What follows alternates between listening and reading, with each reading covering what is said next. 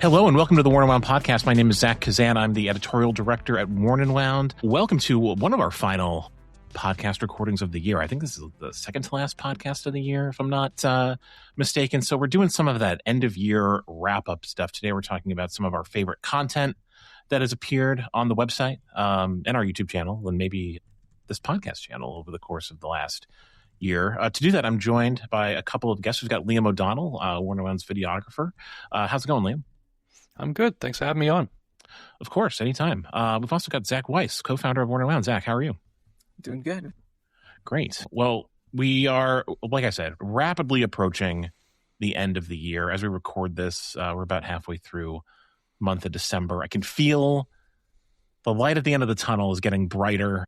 We're almost there, almost over those last hurdles. But yeah, we're closing in. So I thought it'd be a good time to kind of like reflect on the year that was and in content on the website. We produced a lot of really fun and I think hopefully informative and entertaining content this year. And we've done episodes like this before. It's just a good opportunity to kind of like shine some light on pieces of content that we enjoyed and the talented people who helped to make it. We also have some new watches that have come up and been released over the last few weeks that we're going to chat about. A couple of notable ones. Before we do any of that, wrist checks are in order. Liam, what are you wearing today? Wearing the Brooklynite today. Very from nice. Christopher Ward. Beautiful. I love this watch. It's a terrific design. Excellent choice. Zach, how about you? What are you wearing? I have on my Otsuka Low-Tech today. Ta-da. Oh, excellent. I am wearing my Arcanaut, the Tiger Shark, I think is what this one is called. It's it has like a German silver dial, but the case is like titanium, zirconium, like a combination, kind of a similar to Damascus sort of process, like layered metals. Really cool. Love this watch. I don't wear it enough, so I decided to put it on today. All right, guys, before we get into our favorite content of the year, we do have some watches to discuss. I need to get your takes on, easily, I mean, one of the watches released over the course of the last few weeks, the Konstantin Chaikin Birth of Venus watch. Kind of a sensation, at least in my mind. I don't know. Do you guys have any thoughts on this watch? I made a reel. Kind of like, I saw that. Yeah, reflecting on this piece and how deeply strange echo it is. A commenter, Zach, don't be such a Karen. Okay. Yeah. Don't be such a Karen. I don't understand. I don't know how I was being a Karen in that clip, or was he referring to other commenters as Karens? I don't know. I was very confused. It's because you like hesitated to say the word breasts, but it was like the joke was in the whole video. Yeah. It's like, right. If you didn't know what you're talking about at that point, you really, get your eyes checked there. Yeah, it's all part of it. I can say the word breasts. I just did it. Yes. I thought actually, in retrospect, I feel like you should have used the word mammary. I felt like that would have been appropriate. Yeah, it would have been appropriate. I think so. A couple things about this watch. If you zoom in on the time telling indicators, there's a surprising amount of detail in there. Konstantin Chaikin really went for it, and I just think I don't know if I've done that. I don't know if I've zoomed in. You got. I guess I'm going to now. Gotta do it. Saying it now. You gotta. I mean, listen. There's a lot of detail. Just I want to hear your guys' impressions of this watch. Zach, I think you were. I don't want to put words in your mouth. Tell me your thoughts on the Venus. Yes, don't put words in my mouth. Thank you. Well, okay. I will. This is one of those times like a press release comes through, and I'm like, wait, like, is this? Am I hallucinating? Am I in a dream? Am I not perceiving this as I think I'm perceiving this?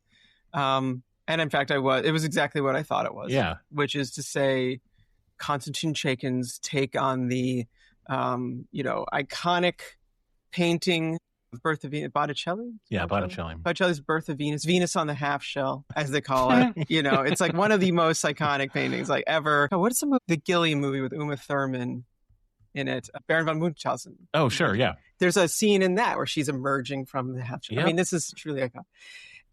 So it's an interpretation of that is really abstract in some ways, and yet not in others. Yeah, it's also quite. It's in some ways very abstract, and in some ways quite literal. Okay, I'm going to take a step back. It's Should we? Okay. Well, I feel like we're dancing around it. We're being Karens again. I don't know. The fundamental Chaykin thing, the time display, not a complication per se, but time display. The eyes from the Mons series has been converted from eyes to the breasts of Venus herself, located on the lower half of the dial within a bust of the character, and her head is at the top. And her head is a moon phase also. Like that's another. And her head's a moon phase. Yeah. And the breasts turn around and the nipples point to the time. Yes. And that's really where it cuts funky. It's not that there's nudity, and it's not even an unattractive watch, right? There's like an interesting sort of, I don't know quite how I'd describe the style of it, but it doesn't look like a Renaissance painting, but there's an interesting graphic style to it that is appealing, I'd say. Yeah. It's that there's like these breasts that are going to point in really funny directions. And that's my immediate, that's what got me going. It's the thing that makes the zany eyes go like all different directions is now applied to breasts. They're never going to not look funny because of the way, because of the nature of how they're pointing in different Right, they're never going to sit in their natural position. Yeah, and that's the whole joke of they might about. Or like 6:25, something like that. But and that's the whole joke of like the Rissmann's watches is like the eyes always look crazy, and that's why it's so funny that like they've done like a Joker version and a Minions version, and like those characters lend itself to that, and this is just a very different. And it doesn't feel like it's meant to be funny. You know what I mean? Like the style of this watch is. It does feel very serious. Is like, yeah, I mean, it's serious, or at least it's not a joke, right? And it's actually for a charity, and that's all wonderful. You know, like there's obviously great meaning. Not that there can't be a joke and good meaning behind it, but like, I feel like the joke was missed on, well, no one but the people who made this watch, so to speak, or it wasn't, and they're just having a laugh. I think there's an element of them having a laugh. I think that like it's hard to imagine. Konstantin Chaykin seems like I've never really met. I have met him once, but I've never really had like a conversation with him. You know, he speaks Russian and I don't, so that's kind of like the barrier there. But just knowing his work, like there's a sense of humor that kind of like runs through everything he does, not just the Rissmann's watches, but like he's done these like, you know, like these Mars watches and like just crazy stuff that like you have to kind of like. There's like sort of like a mad scientist kind of like aspect to his work. I think that's like there's always humor kind of running through it, even though the watchmaking is serious. So yeah, tonally, it's just kind of an interesting endeavor. Liam, what are your thoughts on the Venus? I love it. I think it's fun, it's cheeky, it's tasteful. I think that it very nicely fits within sort of the Rissmann universe, albeit not as graphic as some of the other ones in terms of its sort of flat illustration style. This seems more sculptural. And I think at a glance, like you wouldn't think anything of it if you were a passerby and saw this on someone's wrist. You'd think, nice, you know, beautiful gold dial, looks great. It's only on sort of further inspection that you sort of decipher what's on the dial. And I think that's kind of part of the charm. Yeah. It's, I mean, it's one of those things. It's just one of those. It's a very amusing thing to think about, and it's tasteful, but it's also amusing at the same time. Yeah, I don't know. It was fun to put that reel together and just sort of like think about the and also like think about just not that serious. Like let's have some fun. You know, it's like the what do you call them? The watches that Ulysses Nardin put out with the comic book illustrator or the illustrator from the sharks and the mermaids and the shark, rather. Like it was just so outrageous, and I thought it was hilarious, and I loved it. Yeah, I mean, so that's a different sort of thing, though. That's like that's a thread of like. I just wanted to make sure people, my affirmative, that is. How do I say this without cursing a bunch? We can just accept that there'll be an explicit tag on this. Yeah.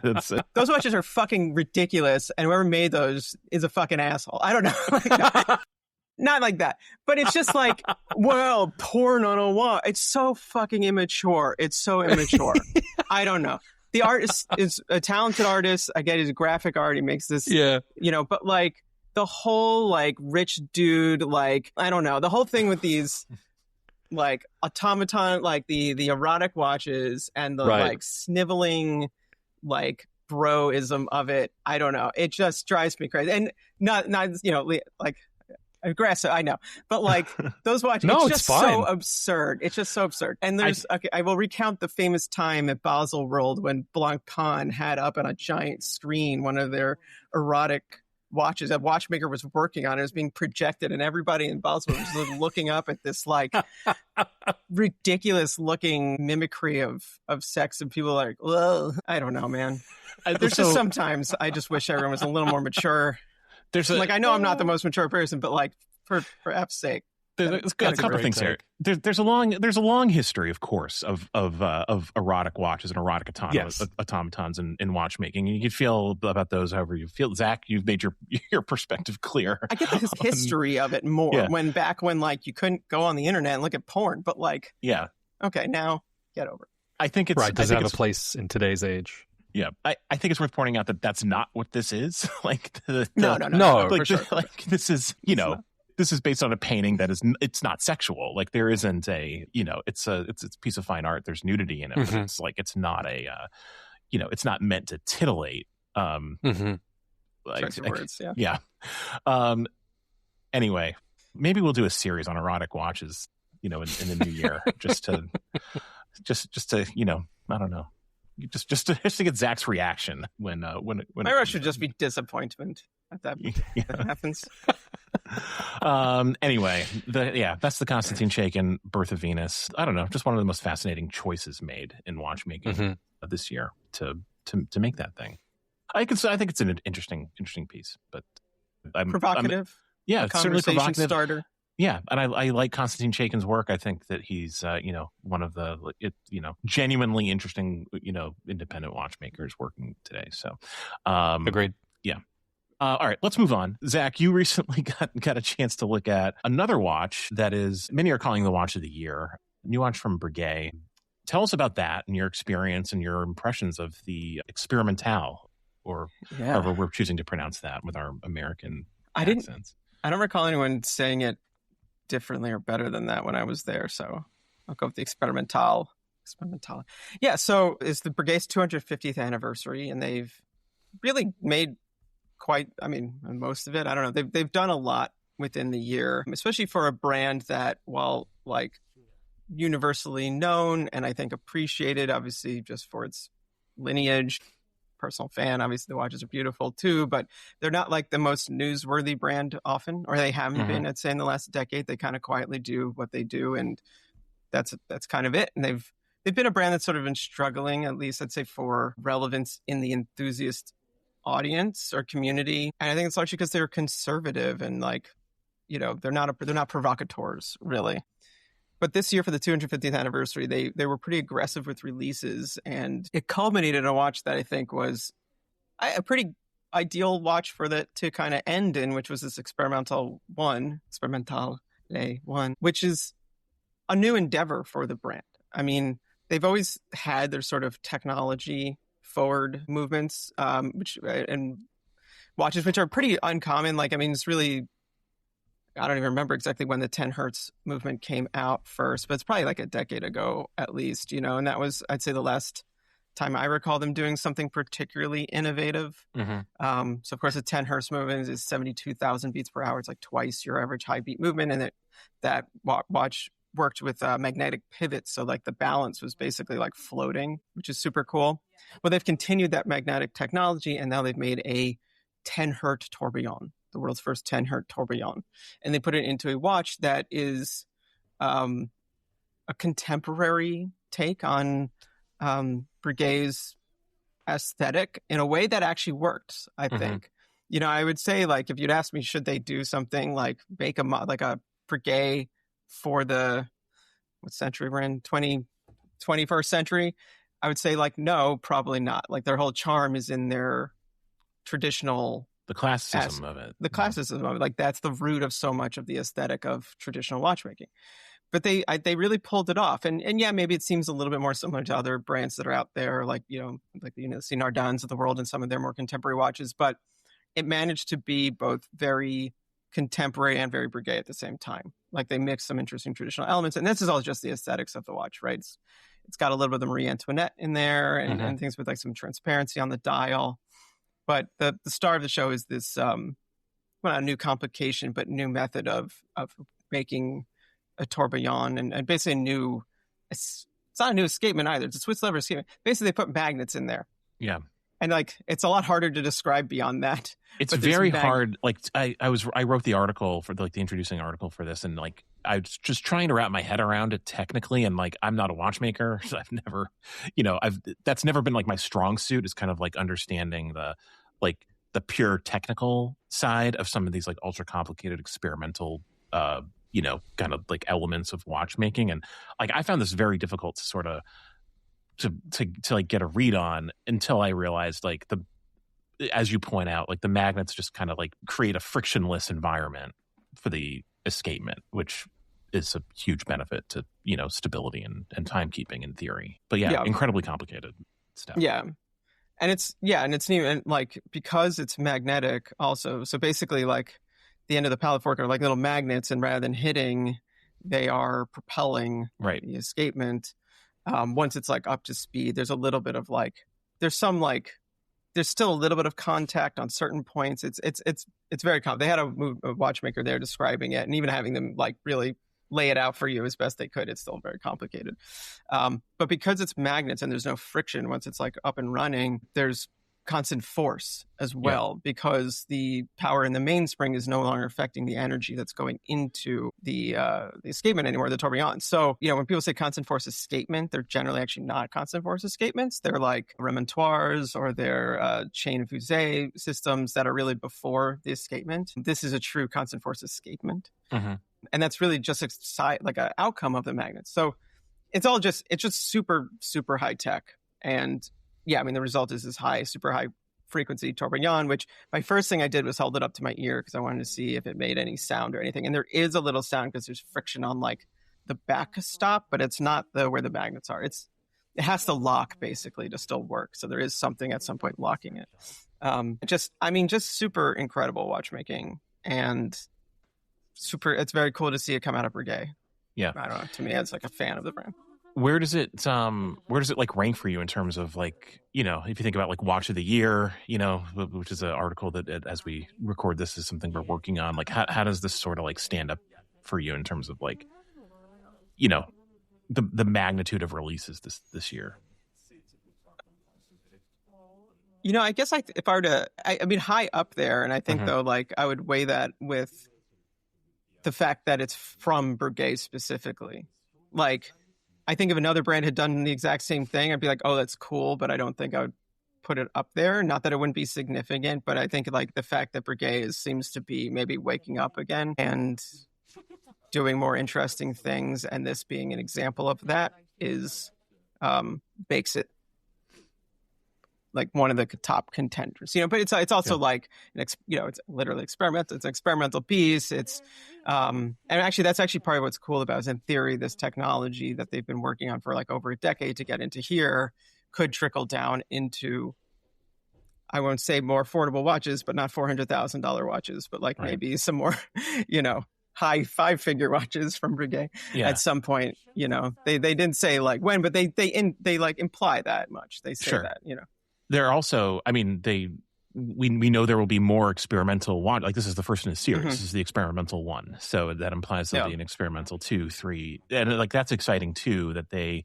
now have this, like collection specifically for kind of like crazy tech, and watchmaking advancements, which feels like kind of like really core to what like, Breguet the person, was kind of all about, Venter the Tourbillon, of course. And, that feels very much in spirit of like what Breguet is all about now in sort of like a much more modern context. Liam, I know you didn't get a chance, or maybe you did. I don't think you got a chance to see this watch in person, but have you had a chance to read about it or do any?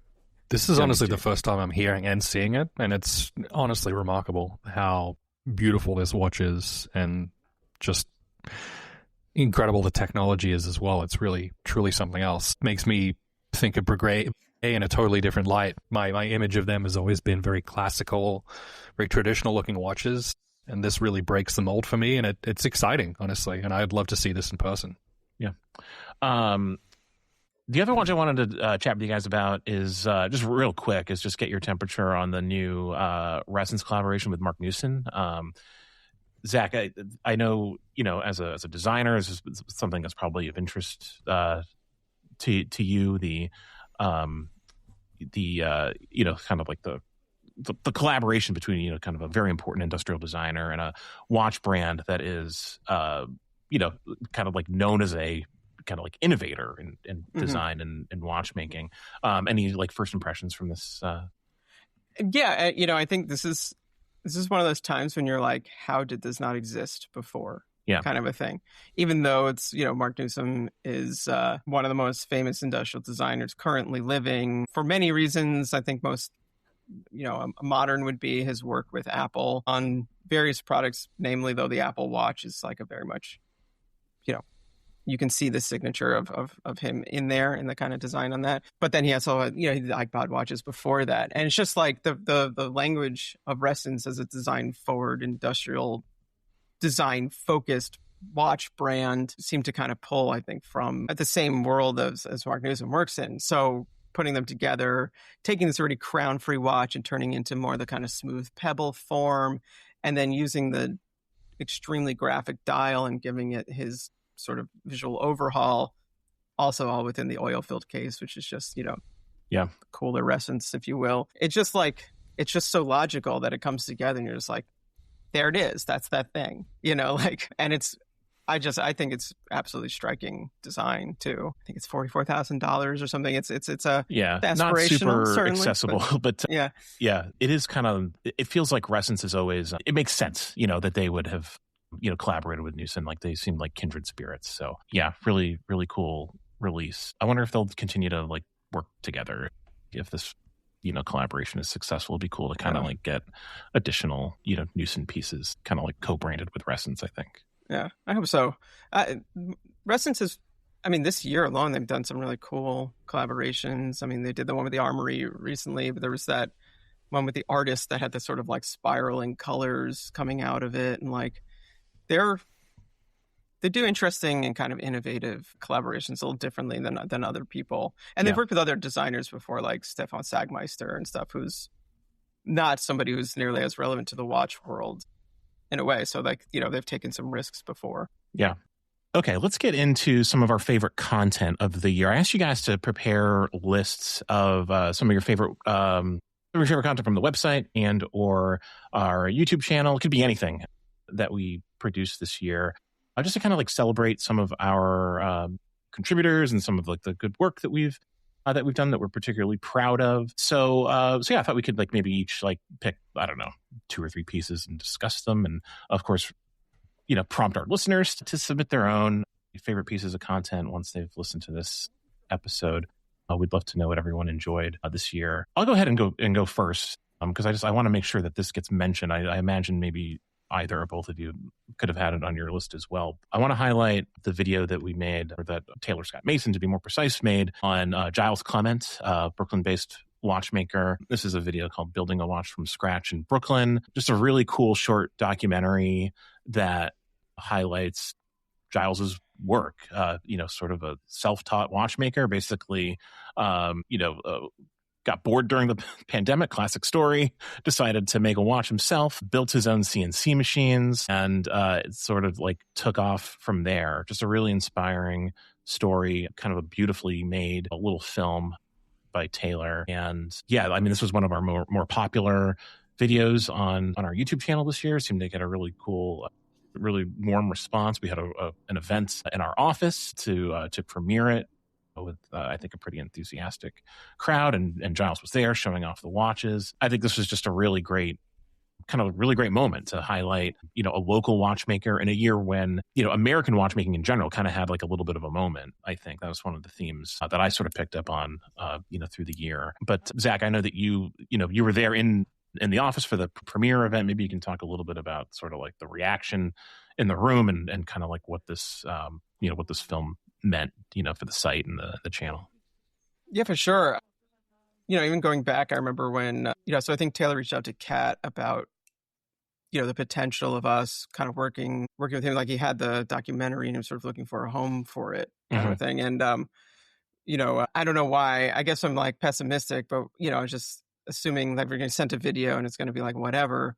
But like this, like within seconds of turning it on, I was like, oh shit, this is like a real thing. It's like real talent here in the filmmaking, and like you really can tell it from like the moment it opens, kind of a thing, And then the story was just so exciting as a watch fan, as well as I guess on my like a personal level, somebody with some experience in the world of watch making from kind of like a design and industrial side of it, and the things that Giles did, like learning, like building CNC machines and learning how to code them.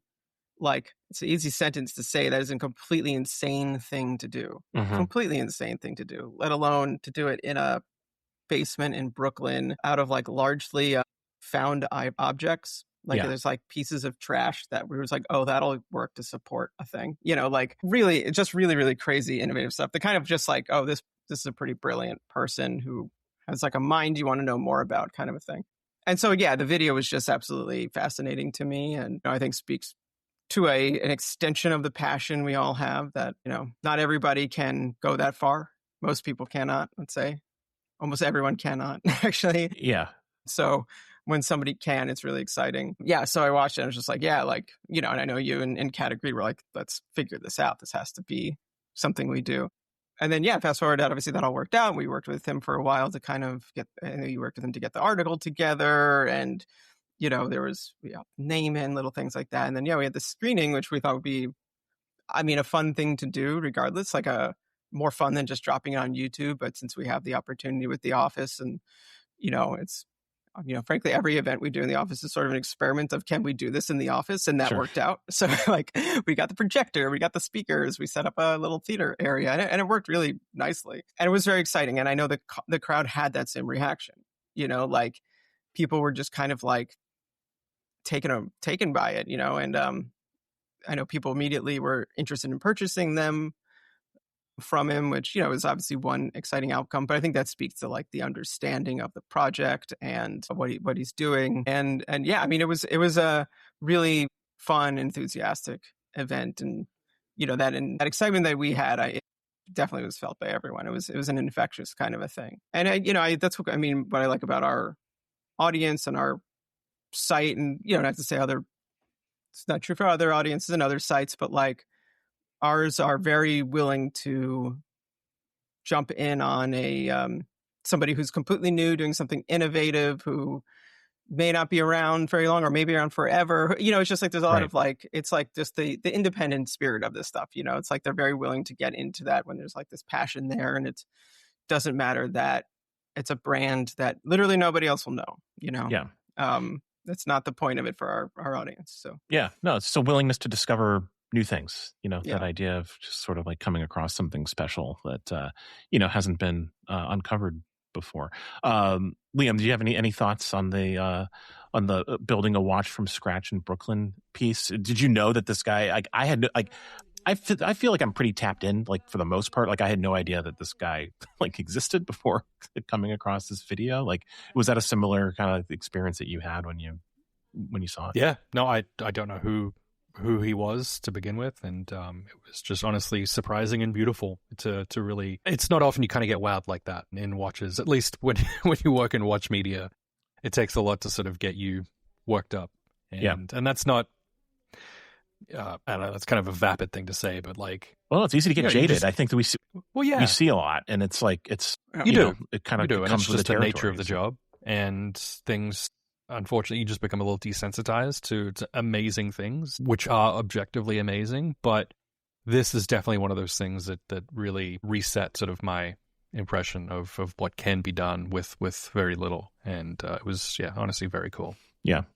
So we'll leave a link for that and for everything that we discussed in this episode in the show notes. If you haven't seen Building a Watch from Scratch in Brooklyn or read the article, there'll be links there for you in the notes for sure. We're really happy to be able to feature that work, and both from Taylor and Giles, kind of like collectively. All right, Liam, you want to go next? What's a piece of content you wanted to sure today? So my pick was I don't know what you call this page. It's sort of our introducing page for the AV8 covert. I think that Zach had a large part in sort of creating and sort of archetyping and whatnot. This is honestly one of the coolest things that I've seen, sort of in watch media and watch brands. I think, this page knows, what it is and what it isn't. It's sort of, good design isn't about adding more. It's about removing everything that doesn't really support the idea. And you scroll this page and it never really changes its mind about like what it wants to be. So I think, the design sort of respects the product instead of compensating for it. Like a lot of bad product pages feels like they're sort of apologizing for the product by overstyling it. To me, this page sort of does the opposite. It assumes that the watch can kind of stand on its own. So, the typography is restrained, the layout breathes, the images aren't doing sort of gymnastics. So, to me, like the visual hierarchy is doing the heavy lifting, no like copy tricks or anything like that. So to me, this is kind of just one of those agnostic evergreen kind of product pages that it wouldn't even matter what product it was. It just looks cool. It makes you want to buy it, honestly, with the lifestyle images, the picture of the watch. You don't feel like you've scrolled 100 times by the time you get to the bottom, because there's just so much to sort of unpack as you go. It's kind of a story. So yeah, to me, this is probably one of the coolest things we've done this year, easily. Yeah, this is a really cool project. Zach, I'll let you speak to kind of the like the origins of this. But yeah, everyone who worked on the rollout for this really nailed it, and it came together really nicely in the finished form. The watch is really interesting because I think it's kind of conceived as like filling a void that used to be filled by brands like Zinn and others. Zach, talk a little bit about the watch itself and where it sort of like sits for us and like the larger community. Yeah, for sure. And I'm glad you like this so much, Liam, because I had a lot to do with it. I was very involved in this. Yeah, I mean, so this project started at least a year ago. I mean, actually, I'm going to go farther and say like a decade ago. But like, we've been close with the people behind Aviate for a long time. Our first collaboration ever was with Aviate, and I'll take the credit. That was one of the, if not the first, like collaboration between a brand and a watch, an online watch publication. Though we were beaten in volume certainly by the Hodinkee MB&F that came out shortly after. But I think we beat that by a couple weeks or something. But like so they're just a brand we've been close to, and to their credit, they've always been like, you guys seem to know your community and what you like and what you do, and like we trust you with that. But it came a little while, and that we kind of wanted to really work on something a little bit more meaningful, like beyond just a limited edition. So they want us to extend sort of what Aviate could be a little bit from, it is explicitly sort of aviation and aviation themed brand into more of a, more into it. Well, really a line of tool watches that's still kind of inspired by the brand, but it really kept the ethos of just like affordable, approachable, fun in a lot of ways, but a tool watch. And our side of it was sort of, and Zach, you mentioned this already, was that there were these watches that when we first got into like watch collecting that were more obtainable, specifically Sinn 556, Damasco DS30. There were some Fortises back then. There's watches that were closer to 1,000 or under, and certainly on like the pre-owned market you could get for a really good price. They've just gone up in price sort of organically with the cost of things going up, and it left a bit of a hole. I would say there are some brands doing really great things in this space, so I don't want to discredit them. I think like Traska, for example, who makes like really affordable and like tool watches with coatings and things like that. But I wanted something that was, for lack of a better, sort of Germanic. I wanted something that was a little bit more severe and stripped down and technical and had that sort of instrument feel to it still. And so that was really the impetus for the design. So I designed this watch and then worked with them to make it happen. And like, they did a great job of like really taking, like, it's very close to the original sort of sketches. There's some ergonomic things that changed. And then because it's Aviate, they're able to achieve a price point of under $500, which is, so it's like, it is that very now approachable, well priced. It's what we want it to be. But then the aesthetic, that you're honing on, Liam, was like, it was meant to be like that stripped down thing is really kind of core to it. So, I mean, even for the photos, like I remember looking at Kat's photos, which were exceptional, but I was like, we need to take color out of it. So it's like, it needs to be more mute kind of a thing. Like it has to have a little bit of like, yeah, like not dehumanized, but a little bit more machiney kind of a feel. It's like to it. all texture and no color. Yeah. And then, we worked we did 2 photo shoots. Kat did one out in the woods upstate, and then Garrett did another photo shoot, which I was with him with our friend Wally, who's this collector of like awesome gear. So like we just big Wally, we need like all black teched out Gorp stuff, and he's like, got you. And then so that's like that North Face jacket with everything, like it's all like collectible stuff too, which is actually really cool. Right. And we went over by Industry City on a rainy day, and because it's like pretty rough out there, like in a cool way. Our office used to be out there, and it's just like, if I remember correctly, like it's still pretty ripped up, and like there's like you can be under the BQE, and it's kind of grody, and that worked perfectly because it's like industrial, a little even bordering on post-apocalyptic kind of. But if you will, it makes you focus on the watch and the materiality of it, and Right. And yeah, I'm really glad to hear that all came across. It's a very exciting project. I think they're starting to ship soon. Not to like plug it, but I'm really excited to see these get into people's hands because this is something I've always been really close with too for a while, and I want to see people's real reactions to it. People saw them a bit at Wind Up, but they weren't like walking away with them. Yeah, and they're here in the showroom actually. If you want to come by and check them out here in Brooklyn. Yeah.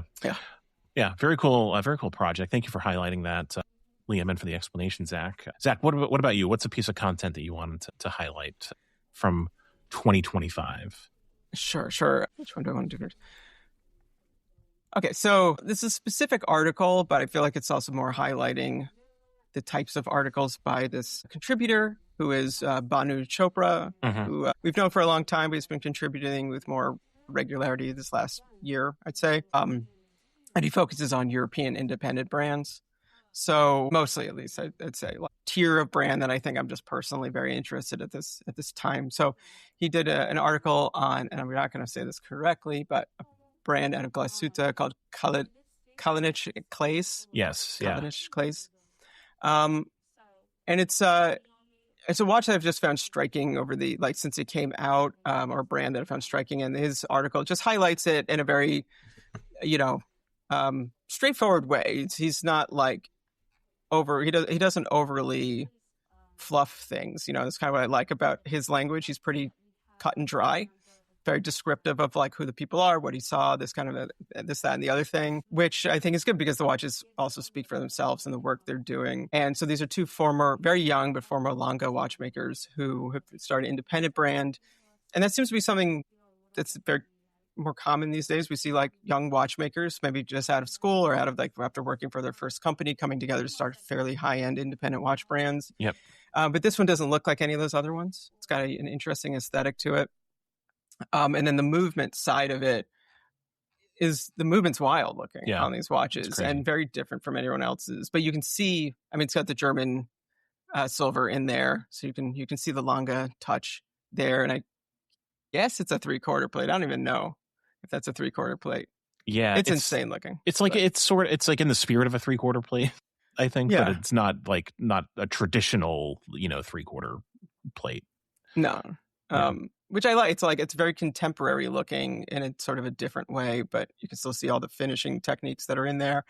And I don't know what they cost at this moment, but the price that was in the post for that watch was 24,900 euros.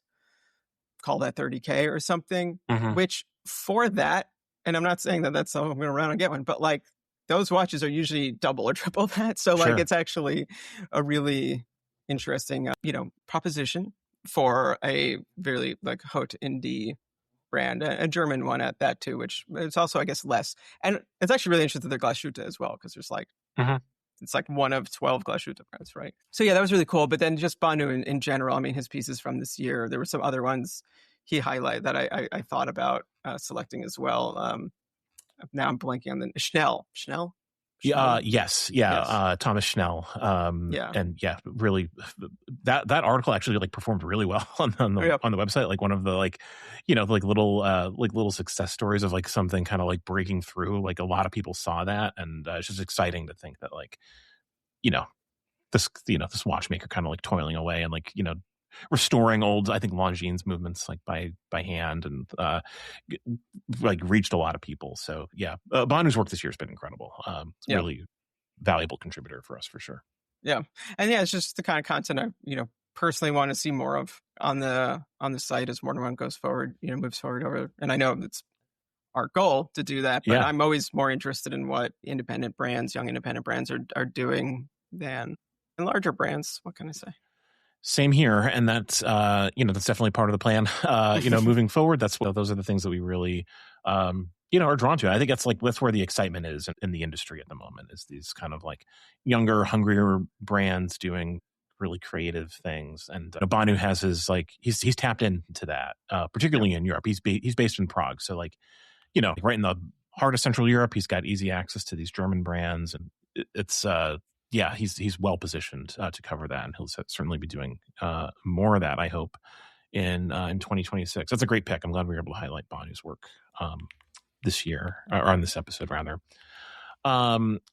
I wanted to highlight a piece by Kate Bazemore. Kate also did a lot of really great work for us this year.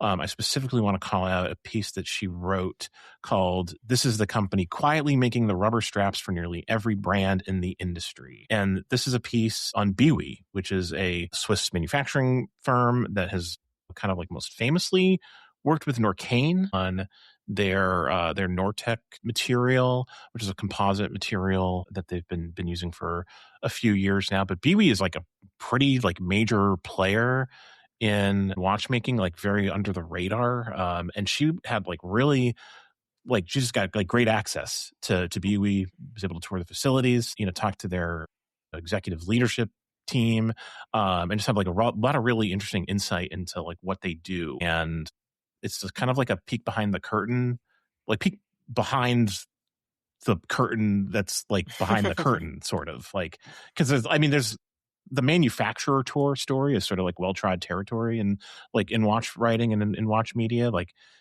that story is kind of the same thing every time, frankly. And this is a little bit different. This is sort of, it's a different angle on that, because Biwi's doing something much more specific, and they're doing things that, the public doesn't really know about, a lot of the times, by design. So just a really, really cool, like I said, peek behind the curtain on a very important player in Swiss watchmaking right now that is not, hasn't really been reported on. So yeah, Kate's piece on Biwi is definitely worth a look if you haven't seen it. Yeah, this was on my list as well. Yeah, I think there is, like you're saying, the curtain behind the curtain, but there is the world of companies that really, maybe Biwi has a website, but there's companies that don't even have websites that are actually making all the parts out there, and everyone works with them. You talk to somebody on the Swiss side of things, they all know them and they all know each other. And but as a consumer, you don't really get to see it. There's a watchmaking fair, I guess is worth calling it, that doesn't really get covered very much.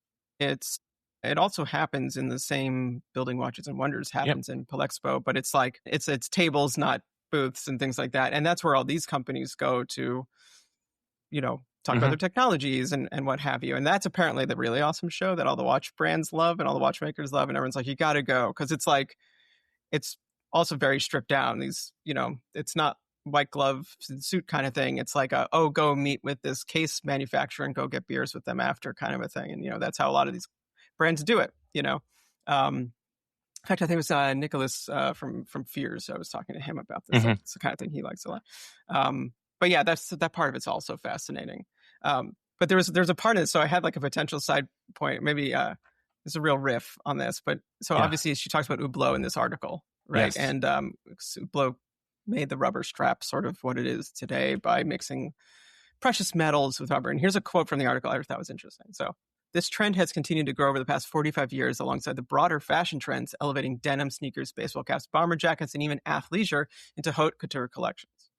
So here's my question. Is Hublot to blame for sweatpants and ons in 2025 is the height of fashion? Is Hublot and Kanye, did Hublot go to Kanye West's Yeezys or something like that? We can trace it all. We can trace the current state of things back to Hublot,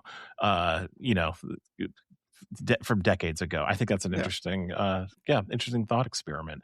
But no, I mean, everything has kind of like gotten more casual, including, like the use of these like kind of like rubber, materials, futuristic materials.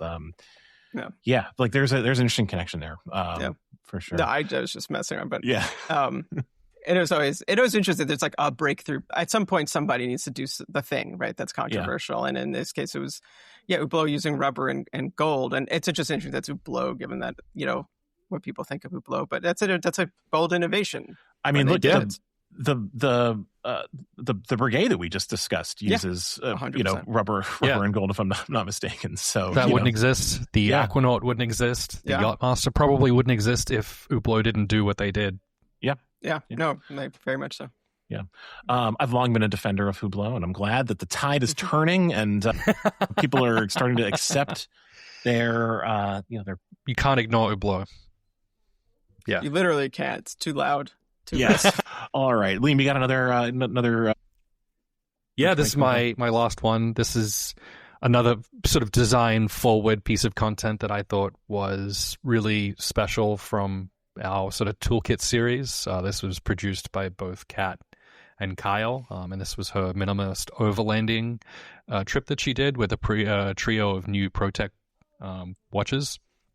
And I really just love this format. I think it's just one of the smartest things that this page does is that it introduces a person before it introduces a watch. And I think, you meet Kat, sort of immediately, her role, her interests, her relationship to gear. And the watch doesn't sort of arrive as like the hero object. It's just sort of part of her life, part of the experience that she's having in sort of this article.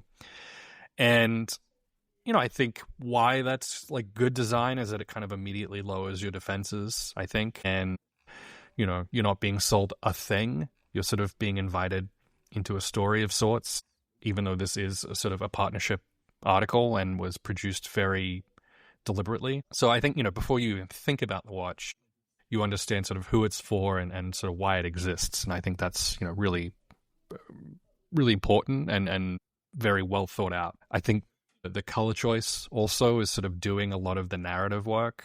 It's not just branding. I think it's communicative. It sort of signals like warmth and energy, even though it's in sort of a cold environment. It's approachable. It's sort of outdoors, but without sort of being cliche, I guess. It sort of separates, for me, like the page from typical tool watch masculinity, which I think is just sort of very prevalent in what we do. And there's nothing wrong with that, but I think having some contrast is a good thing too. So, it feels welcoming. And the color alone, I think, tells you that this isn't some sort of tactical fantasy LARPing kind of thing. It's about enjoyment, like the great outdoors, So it's very editorial, very commercial. And the partnership is present, but it's not overpowering either. I think, the branding is clear, but it's not shouting at you. And our voice, I feel like, is still very intact in this piece. And sponsored content, I don't know, for me, lives or dies on trust. Like, if it's not authentic, you kind of know straight away. I think it's pretty easy to sniff that out. And so this, to me, feels like aligned and not compromised. So, I think what I hope is that you never feel like Worn and Wound steps out of the room to let, the brand talk kind of thing. I guess the imagery shows like use and not sort of like theater, I guess. It's kind of easy to, when you're on set, and I've done this myself, I'm guilty of this, is sort of kind of staging things that look exceptionally real, but really, I think, there's no sort of extreme heroics, summit at dawn kind of cliches. It's just like people using the stuff that they use in the way that it's supposed to be used. I think that's really relatable. So yeah, it's all very authentic. I love think content like this. Yeah, I mean, that's what makes this, this series that our partnerships team has kind of like developed over time, I think, so special, is that it's, it really is in like the Worn and Wound voice always. Mm-hmm. And, if you know Kat, you know that like this is like, the overlanding stuff is something like she's really interested in that. Like this isn't she's not acting doing it like next week. Yeah. So, it's such a natural, it's just like a really natural opportunity for us to, like work with a brand and highlight them. And another thing that you did a great job of kind of like covering what makes this particular piece work so well. I just want to highlight that I think it's cool that we did this with ProTech. Like Casio, when we think Casio, people's minds immediately go to G-Shock, but they have other lines, as well. And the ProTech is sort of like worthy of highlighting. And I'm glad that these watches were able to get, some shine on the website in like a really, just like, really kind of like high end way. Yeah, this was a really good piece for sure. I just think it's amazing that the watch that she's particularly focused on, which was a really cool watch. I remember when these came in because it's got like a bungee cord closure strap that's really neat. It matches her car. Yeah, What are the odds? So that's very cool. Yeah, like this to me shows. Yeah, it's like very well put together, but it was also sort of meant to be in a way, which I think is cool, and I think it shows mature in sponsored storytelling as well, because I don't think there's a lot of ways to sort of massage in sponsored stuff without it looking like sponsored stuff, and I think all publications are guilty of this, but this to me feels very transparent, very well integrated, very value driven. I think it respects both the reader and the brand. Nobody feels tricked when they're reading this, and it feels like a collaboration and not just like an obligation, Yeah, for sure. That's a good pick. Obviously we'll link to that in the show notes, of course, so you can check that out if you haven't already. That ran back in February, so that was a while back. So we'll definitely link that up for everyone. Zach, your final pick. I think this is probably we're running out of time, so make it a good one. Okay. Yeah. And then there are a few others. We can maybe do like some quick honorable mentions too. Okay, perfect. So this one just feels very relevant to the conversation from earlier, but it's the greatest horological masterpieces of all times, Breguet's Marie Antoinette watch and its impact on horology by Andrew Cantor.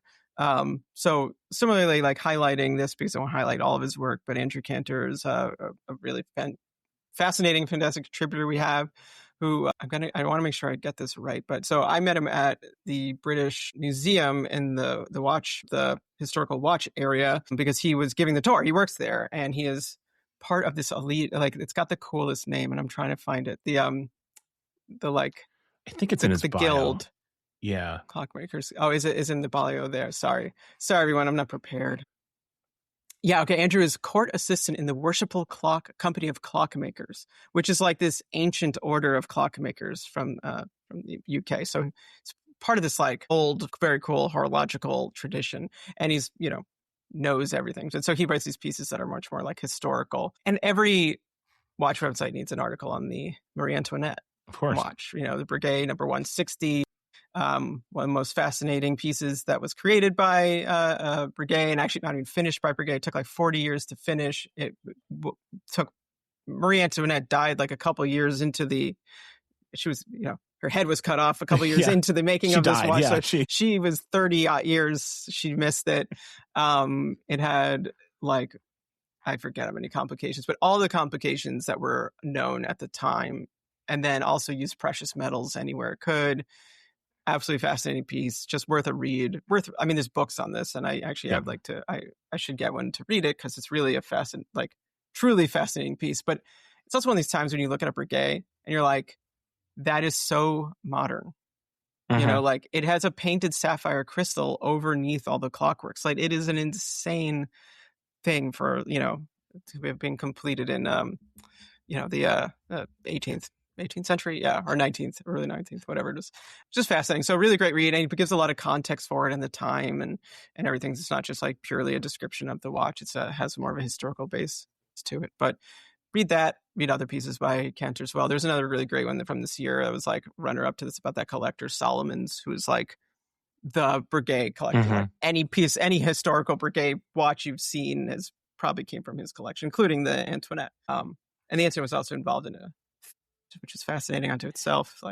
Yes. So, that's one of the, agreed that this piece is great. And Andrew's great. And, we'll certainly link to this. And I encourage folks to go back and read all of his pieces. He has a really, he comes to this with like an academic perspective and like, he really like dives deep into the research. And his research on this piece in particular is just like really in depth. And he just kind of like knows the ins and outs of this watch. I had a chance to see this watch in person when I was in England earlier this year, because the British Museum had an exhibit on like the technology of Versailles and sort of like the, you know, it's a science museum. So there was a lot of like scientific advancement around like, you know, around Versailles. It was sort of like a center for, you know, for like a new age of, you know, science and technology. And so like the watch was very much a part of that. And it was in the exhibit, and it's just kind of like off to the side. It's like one of the most important watches like ever made. And it's maybe like, it's almost like an afterthought, you know, like in the larger context of like this particular exhibit, which is an interesting thing to kind of like wrap your head around. But like, it was a very cool thing to see in person, you know, in that context. And thank you to Andrew for like pointing it out and like, you know, reminding me to like take that part of the tour, and he hooked us up with tickets and everything. So, so yeah, it was a really cool experience to see that. But, yeah, and it was missing for 24 years. So like just a crazy story for sure. Highly recommend going to the British Museum of Science, seeing the watch section. I don't know if the Marie and if that's still there, the Versailles part, but just the watch area, which is what I got to see, was fascinating, and had a rotating Breguet area as well, which I once again don't know if that's still there.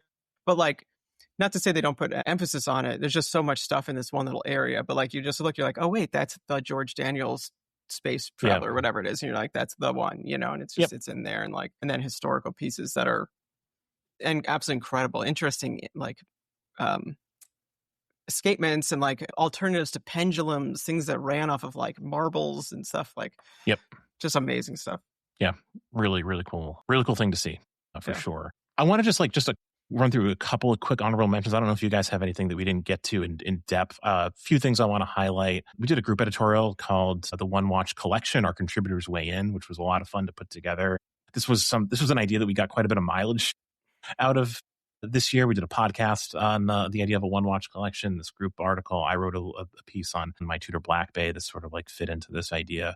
We'll link to the One Watch Collection group editorial, which was, I think, one of the better group editorials that we put together this year, just because seeing everyone's ideas on like what a one watch collection means was kind of interesting to me, and hopefully to readers as well. I also want to highlight a review that I wrote, not because of the review, but because of your photos, Zach, for the Holtenrichs signature ornament piece. This is one of those situations where like the photos like helped to kind of like gel my thoughts on the watch itself, just because they're like so detailed and just really beautiful. And you've spoken about how like this watch was particularly fun to photograph and, you know, particularly photogenic. So I want to link to that as well. And I had fun writing the review. Like, this is just an incredible watch we've talked about, you know, ad nauseum at this point. And then Meg Tochi wrote an article on Doc Martens versus Blundstones, which is also one of the like top viewed posts on the website this year. This is sort of like the Chelsea boot showdown. Really, really fun piece. And Meg also did a lot of really nice work for us this year. Either of you guys have any like honorable mentions that we didn't get to talk about in depth that you want to highlight? Sure. Yeah. So Alec Dent's article on Hour Precision and American watchmaking there, you know, once again, sort of relevant to what we were talking about, but he interviews Zach Smith, who the young founder of this machine shop that is working with watch brands now, Cornell 1776, I think that's what the watch brand would be called. I mean, that's the obvious number. I just want to make sure I got that right. But they said they're doing really amazing things, and it seems like this is going to be like the hub for American-made watch projects for maybe some time, because there hasn't really been like a vendor that multiple people can work with. Everyone's sort of figuring things out on their own, which is all well and good, but doesn't necessarily support an industry at large. So it's really cool that there's now like a real player doing that stuff. And then Alec Dent's write-up is just, you know, fantastic and informative on that. And then one article that I just, it was, I believe you wrote it. I didn't have your name here. Yes. Yeah. So this was more that I completely forgot about this watch. And it's like an amazing watch that I feel like just somehow like, there's just so much comes out in a year that you forget about it. And that's the MB&F SB1. And so yeah, I know, right? That is a good one. Yeah. That came out this year. So like a whole new line from MB&F. We saw this in Geneva. Actually, before they launched it, they were very kind to show it to us because they had issues with leakage and stuff like that. So they were very protective of them. Kat got really beautiful photographs of these as well. Yeah, that watch is also very photogenic. Like, that's a really, really cool piece to it's I don't plan on owning an MBNF, but I feel like this would be maybe it because it's like the wearable MBNF to an extent, and just a beautiful watch. That like I was like, oh right, that came out this year. Let's revisit that. So worth reading about again and enjoying the photos and such. Yeah, for sure. Liam, anything else? Any final pieces you want to put a shine on? I gave you everything I got. All right, fair enough. Well, listen, we still have a few weeks left in 2025, so maybe there'll be some last minute fantastic pieces of content. I hope there will. We have some cool stuff. There's so much content. End of the year. Yeah. Very quick. Just, because I had to go back and look, and so I'm like, okay, well, where does 2025 start? And that's like 106 pages into like the archive already. So like in a year we make so much content. Yeah. Not to show off or anything, but like there's a lot to read, and it's good stuff. All of it, every single piece. Don't do it all in one sitting. That would break your brain, I think. But yeah, no, we put out a lot of stuff this year. There were a lot of watches to cover. I think we covered them in interesting ways. And as hopefully this episode illustrated, we have a lot of really talented people, kind of like working on this stuff from all angles. And so, like I said, we'll link to everything that we talked about in this episode in the show notes, and we encourage you to go read it and let us know what you liked from 2025 in terms of YouTube videos, podcasts, content on the blog. Tell us what you liked so we can make more stuff like that, because ultimately that's what we're here to do, is to inform and provide value to our readers and listeners and viewers. So thank you everyone for joining us. Thank you, Liam. Thank you, Zach. I appreciate it, and we will see you next time on the Worn Around Podcast.